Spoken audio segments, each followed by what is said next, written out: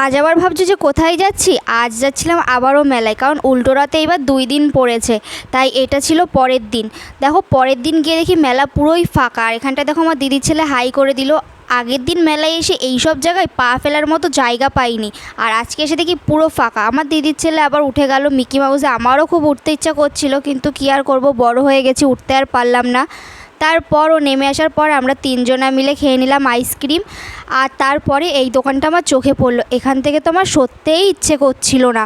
তারপরে আর কি সেখান থেকে সরে আসলাম ফুচকার দোকানে। আর ফুচকার দোকানে এত বড় ফুচকা আমি একবারে কিছুতেই খেতে পারলাম না, ভেঙে ভেঙে খেতে হলো।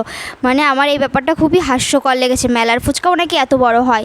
তারপরে এখান থেকে দেখো দিদির মেয়ের জন্য কিনে নিলাম একটা এই যে বেলুন চাকতি। তারপরে বাড়ি চলে আসলাম। আর আগের দিন মেলার থেকে যেই হাওয়াই মিঠাইটা এনেছিলাম সেটা দেখো চুপসে কি হয়ে গেছে, মানে এটার খাওয়ার মতন অবস্থায় নেই। তাও যেহেতু টাকা দিয়ে কিনেছি একটু খেয়ে নিলাম। তো আজকের মতন টাটা।